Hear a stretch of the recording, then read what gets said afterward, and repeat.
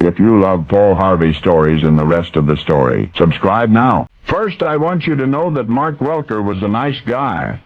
I mean a genuinely nice guy. A respected co-worker, a devoted husband and father. But he just was not romantic. There was a time, when he and Lori were dating, he would bring her flowers and take her dancing. But in August of 1977, they said their vows, and somehow the romance part was over.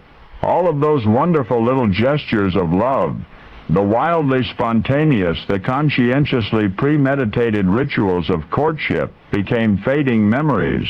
The thoughtlessness that would have thoroughly exasperated most wives only slightly less exasperated Lori. On her birthdays, for example, husband Mark would wait until the evening. Suddenly he'd look startled and say, "Well, I guess I'd better get over to the mall and buy you something." That would be after forgetting all day long. Not only was Mark careless with the calendar, but the last-minute gifts he did buy were anything but tasteful. Appliances, ugly, misfitting clothing. This last August, was to be the Welkers' 10th anniversary. Well, Lori expected no more consideration than she'd gotten on the other anniversaries. But this anniversary, slightly earlier than ever before, forgetful Mark remembered. He even fretted about what would be an appropriate gift for this landmark occasion, their 10th anniversary. Well, Mark never let on to Lori, but he truly regretted his past forgetfulness.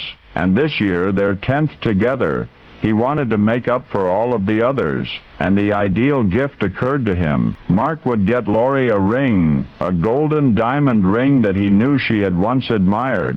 The night of their anniversary, Mark surprised Lori by saying they were going out to dinner. A dinner party, in fact, including Lori's parents and her brother and sister-in-law. Lori wore her prettiest dress but remained a little skeptical. The restaurant turned out to be Lori's favorite, the Mill in Idaho Falls.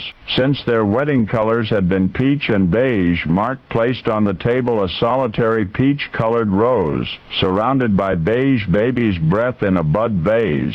There was even a ribbon attached to the rose, and affixed to that ribbon was the ring. The same brushed gold, double-banded, double-diamond ring that Lori had loved so 10 years ago when Mark had first placed it on her finger. You see, it was Lori's original wedding ring, the one she had lost in the lake while water skiing 5 years earlier. Lori had been certain she'd never see the ring again, and yet, unknown to his wife, unromantic, Mark Welker had spent every spare moment out there searching. Over all of those years since, he had returned to the lake innumerable times with different kinds of diving gear, until this year when on one afternoon off he dropped a dredge in 18 feet of water where the ring had been lost, sifted through 4 feet of moss and silt on the lake bottom, and found the ring. The 10th anniversary evening was half over when Lori finally spotted that ring, tied to the ribbon, tied to the rose.